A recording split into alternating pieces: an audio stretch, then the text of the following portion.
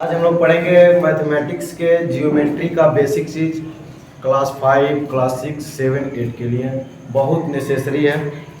इस जियोमेट्री का बेसिक जानना सबसे पहले हम लोग जानते हैं कि जियोमेट्री क्या होती है, उसके बाद जानेंगे पॉइंट क्या होता है, फिर रे क्या होती है, लाइन क्या होता है, लाइन सेगमेंट क्या होती है, फिर हम लोग जानेंगे कि ट्रायंगल क्या होता है, ट्रायंगल के टाइप, क्वाड्रिलेटरल के टाइप्स।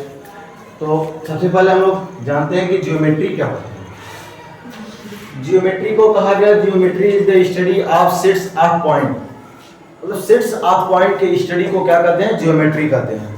अब ज्योमेट्री में सबसे पहले एक चीज हम लोग पढ़ेंगे पॉइंट। पॉइंट क्या होता है? आपके पास पेन है, पेन उठाया आपने और पेन को ऐसे किसी पेपर पे रख दिया, जो बना हुआ पॉइंट। पॉइंट का ना तो कोई डायमेंशन होगा, ना लेंथ होगी, ना ब्रीथ होगी, और पॉइंट केवल ऐसे पेन को उठाया रख दिया, इसी से पॉइंट बन जाता है। अब इसके बाद दूसरी चीज आती है लाइन। लाइन क्या होता है? सबसे पहली सबसे इंपॉर्टेंट चीज कि हम लोग कभी भी एक पेपर पे, इस ब्लैक बोर्ड पे, कहीं पर भी हम लोग एक पूरी लाइन ड्रा नहीं कर सकते। पूरी लाइन नहीं ड्रा कर पाने का मतलब इतना सा कि लाइन कभी भी एक छोटे पेपर पे ड्रा नहीं हो पाएगी। मतलब जब भी हम लाइन की बात करेंगे तो मतलब हम लोगों ने अगर एक लाइन खींचा तो उसका मतलब है कि हम लोग एक लाइन का केवल पार्ट ड्रा करते हैं, केवल लाइन का पार्ट ड्रा करते हैं। और लाइन की डिफिनेशन होती है कि line is the straight path which can be indefinitely increase in both side, मतलब जिसके दोनों साइड में एरो लगा हुआ लाइन होती है और वो इनफाइनाइट रूप से दोनों डायरेक्शन में इनफाइनाइट रूप से इंक्रीज हो सकती है, मतलब बढ़ सकती है। इसको हम ड्रा कर सकते हैं और ड्रा करते हुए चले जाएं, इसका कोई अंत नहीं मिलने वाला है। यह है हमारा लाइन। अब लाइन के बाद हमारा आता है रे। मिटाइए मत। रे क्या होती है? रे लाइन का एक पार्ट है, लाइन का एक पार्ट होता है रे। और लेकिन इसका क्या होता है कि इसमें एक इनिशियल पॉइंट होता है और एक रे केवल एक ही तरफ है। जैसे सनलाइट आती है तो उसको हम कहते हैं कि रे आ रही है, तो वो रे है। रे का मतलब केवल एक डायरेक्शन में जाती है, ना कि दोनों डायरेक्शन में जाएगी। जो अगर लाइन, कोई लाइन ऐसी है, मतलब कोई लाइन ऐसी है जिसका एक इनिशियल पॉइंट आ जाए तो लाइन नहीं रह जाएगी, उसको रे कहेंगे। तो रे की डिफिनेशन होती है कि रे is the part of line which can be indefinitely draw in one direction. अब इसके बाद से आता है हमारा रे के बाद से, रे से ही बनता है एंगल। क्या होता है एंगल?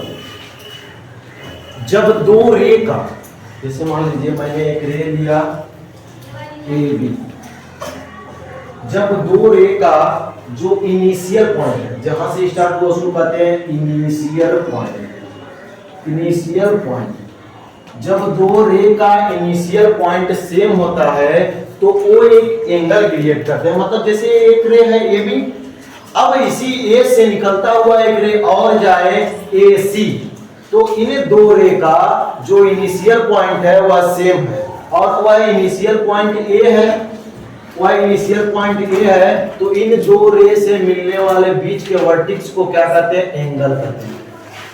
क्या बना एंगल? अब इसके बाद हम लोग जानते हैं कि लाइन सेगमेंट। सेगमेंट क्या होता है कि दो पॉइंट के, मान लीजिए पॉइंट ए है और दूसरा पॉइंट मैंने लिया बी, पॉइंट बी। इन दोनों पॉइंट के बीच के स्ट्रेट पाथ को शॉर्टेस्ट स्ट्रेट पाथ, मतलब कि ऐसा शॉर्टेस्ट स्ट्रेट पाथ जो सबसे छोटा और सबसे सीधा पाथ है, उसको हम लोग कहते हैं लाइन सेगमेंट। और यह लाइन का क्या होता है? पार्ट होता है। मतलब कि अगर यहाँ पर इसी तरह से ऐसे खींच दिया जाए तो कर्व बन जा रहा है, लाइन नहीं बन रही है, इसको लाइन सेगमेंट नहीं कहेंगे। यानी कि दो पॉइंट्स के बीच के शॉर्टेस्ट स्ट्रेट पाथ को हम लोग कहते हैं लाइन सेगमेंट। अब इसके बाद हम लोगों ने एंगल पढ़ लिया। अब हम लोग समझते हैं कि type of angle. Type of angles बहुत ही इंपॉर्टेंट टॉपिक है, टाइप्स ऑफ एंगल्स। एंगल के टाइप्स, जियोमेट्री का सबसे इंपॉर्टेंट टॉपिक, सबसे पहला टाइप होता है अक्यूट एंगल, अक्यूट एंगल। दूसरा होता है राइट एंगल। तीसरा होता है ऑब्ट्यूस एंगल, ऑब्ट्यूस एंगल। चौथा स्ट्रेट एंगल।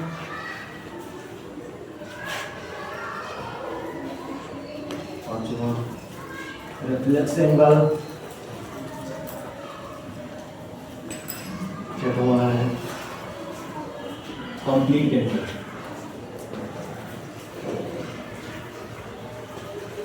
अब सबसे पहले हम लोग जानते हैं कि अक्यूट एंगल क्या होता है। एंगल 0 से लेकर के 360 डिग्री तक कंप्लीट हो जाता है।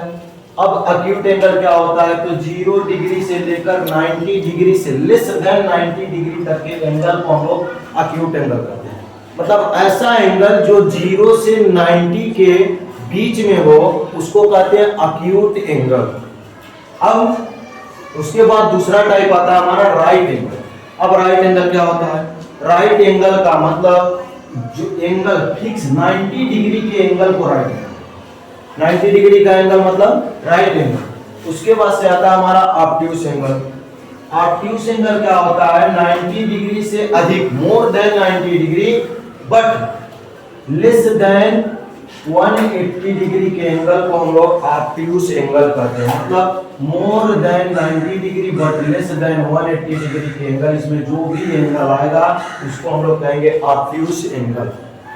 अब चौथा हमारा आता है स्ट्रेट एंगल।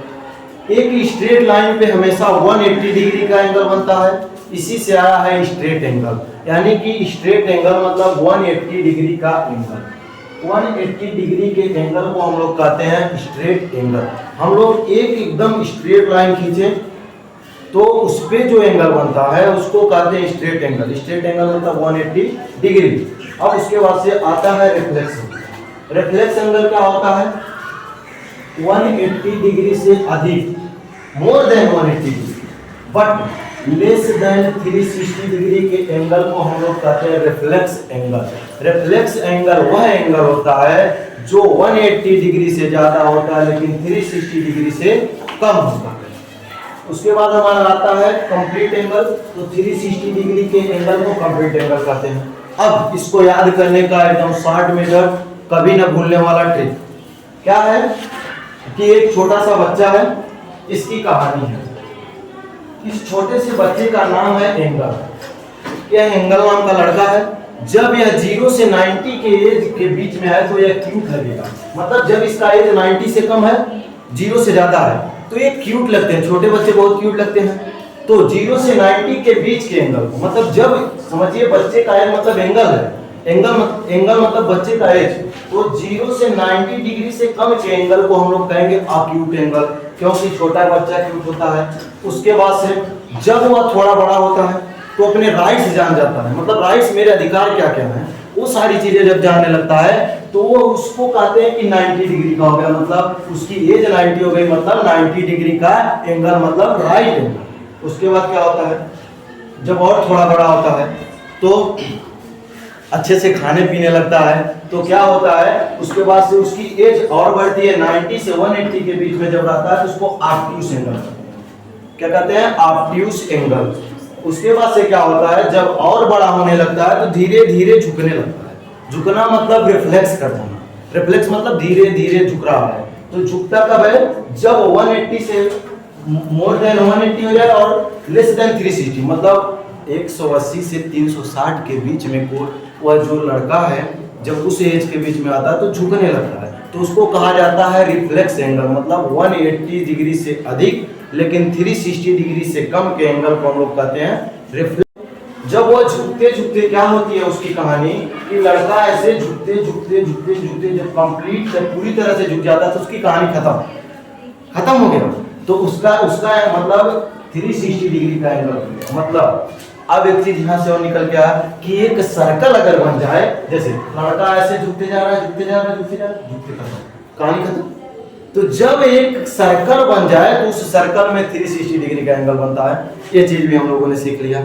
अब इसके बाद हम लोग पढ़ेंगे कि ट्रायंगल क्या होता है, ट्रायंगल के टाइप्स क्या होता है, इक्विलेटरल ट्रायंगल, आइसोस्केल ट्रायंगल, स्केलिन ट्रायंगल, और उसके बाद से हम लोग पढ़ेंगे क्वाड्रिलेटरल के टाइप। सारी चीजें हम लोग कवर करेंगे नेक्स्ट वीडियो।